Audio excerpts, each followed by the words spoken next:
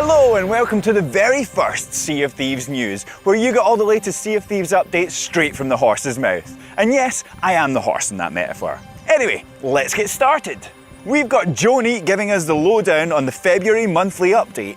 George Orton gives us a first look at the brand new feature in the Chest of Rage and a special lore-based video from Captain Falcor. What are you doing? Just watching. Let's get started.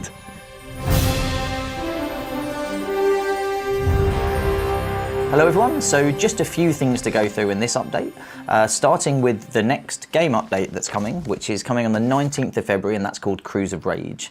So I'm going to save kind of the main details of this for the content update trailer that comes next week, but I just wanted to go through some of the kind of key quality of life improvements that are coming with this. To begin with, we're continuing kind of our iteration on combat all up, but a real focus on sword combat. This is just us continuing just to improve that balance between sword and gunplay and how that all kind of fits together. We've made some improvements to the mermaids. Mermaids will now kind of appear more frequently and provide a quicker support in kind of getting back to the ship. But also, if you are closer to an enemy ship, mermaids are basically tuned so that they kind of appear less frequently. So just giving players more of a chance at that kind of stealthy gameplay that people really love. We've also balanced the lightning now, so it's reduced in frequency when you're in a storm. And most importantly, you can now see, again, the other people's quests when you get onto their ship. There was a bug kind of preventing that. That is now fixed. So moving on to the Pirate Emporium and an update there. So we're bringing in the ability, which has been much requested, to change the appearance of your pirate by going through the pirate creation process again. And this is called the Pirate Appearance Potion. So that will be available to get from the Pirate Emporium in this update. As most of you know, a little while ago, I think in December, we introduced the special effect sales that we brought into the game that people could purchase, and all proceeds would go to charity. That went really well, so thanks to everybody that contributed. It really kind of raised a considerable amount of money for that charity itself. It's going to make a real difference to so many people.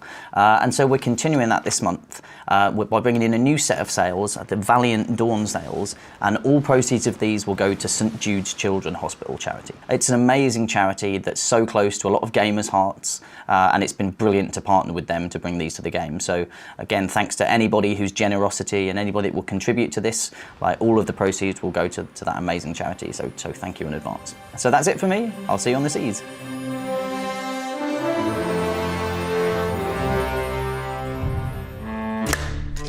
Yeah.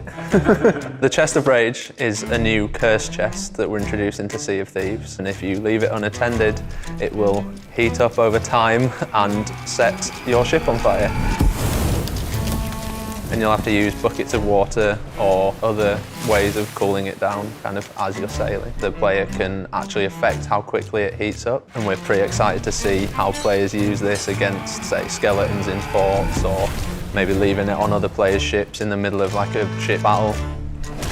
We didn't want players to transport the Chest of Rage too easily. It shouldn't be a case of just putting water in the hull and then leaving it because it's always cool. So if you leave the Chest of Rage in a layer of water in your hull, that water will eventually become superheated, and you'll have to watch out for that if you're ever going down to, say, repair your ship or restock on food or wooden planks or whatever. They're going to be pretty valuable as well, so I'm sure pirates and who knows what else will be looking for the Chest of Rage in the near future.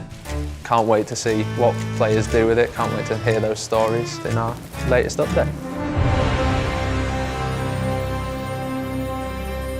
Hey, you beautiful Buccaneers, Falcor here. So a while ago, this lump of dirt at I-12 on the map cropped up a stone circle. Everyone was like, ooh, a stone circle, and I was like, yeah. But then the stone circle had a shovel, which was really exciting. Well, not really exciting, but kind of. Well, actually it was pretty boring, but whatever. And then a scaffold with a mask and an open Reaper's chest on top. You know Reaper's chests, right? They're like the bargain bucket versions of these things. Then ping! The mask had an owner. Nobody knew who she was. Was it this woman? Spoiler alert. It's not. She didn't speak much, apart from Morse code. And then Stitcher Jim came back. You may remember him from such greats as Rowboat Pop Idol and Standing Simulator. He now loves the masked stranger. A little too much. Jim, just tone it down. Jim and this masky lady then sent us on lots of random, quite disturbing quests to retrieve all manner of odd things, like this, and This. He then took Duke's place. Duke left a note. What did it say? He's gone. Or has he? Spoiler alert. He's back. But wait. What's happened here? Glow.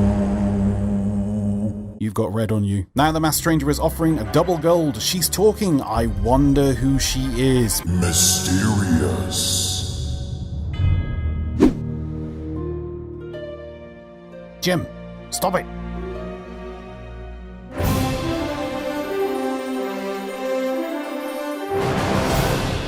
Thank you very much for watching. If you liked what you just saw, then remember to like, subscribe, and click that little ship's bell for all those notifications. Cheers.